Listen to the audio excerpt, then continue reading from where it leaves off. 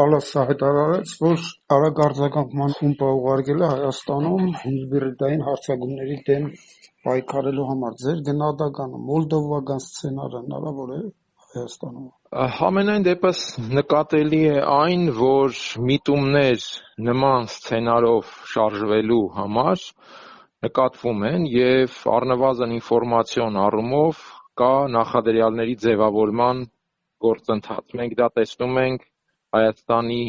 պաշտոնական կառույցների եւ նաեւ պաշտոնյաների հայտարարությունների տեսքով։ Ուզում եմ հիշեցնել արտաքին հետախուզական ծառայության մի քանի անդրադարձերը,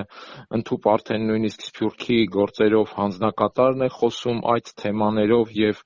դրա խոսքում ակնհայտ են այդ ինֆորմացիոն միջավայրի ձևավորման միտումները եւ այս իմաստով առնվազն այդ միջավայր ձևավորելու գործընթացը մենք տեսնում ենք, ինչպիսի զարգացում կլինի հետագայում, իհարկե սա կարծում եմ կախված է շատ ու շատ տարբեր հանգամանքներից, բայց կրկնեմ այդ միջավայրի ձևավորումը մենք տեսնում ենք։ Արագ արձագանքման խումբը որևէ ազդեցություն կունենա ընտրությունների ընթացքի վրա։ Իմ գնահատմամբ արագ արձագանքման խմբի ներկայությունը կամ առկայությունը ավելի շատ անհրաժեշտ է Եվրամիությանը, քան Հայաստանի իշխանությանը։ Հայաստանի իշխանությանը իհարկե անհրաժեշտ է իր գործողությունների հանդեպ Եվրոպայի լոյալությունը, բայց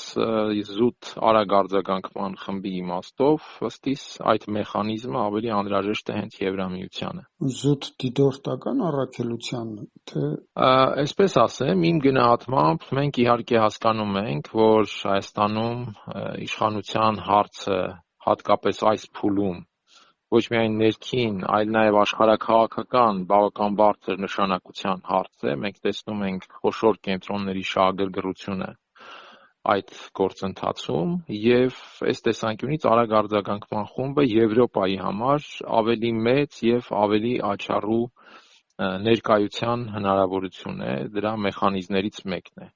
Եվ դրա համար է, որ իմ գնահատմամբ այդ մեխանիզմը ավելի շատ, ավելի գործուն նշանակություն ունի հենց Եվրամիության համար, անմիջապես տեղում դիտարկել կատարվողը, անմիջապես տեղում հնարավորինս լայն դիտարկման ենթարկել ընտրական process-ը բոլոր շերտերով, քան, ասենք, անմիջականորեն դա պետք կարող է լինել Հայաստանի իշխանությանը։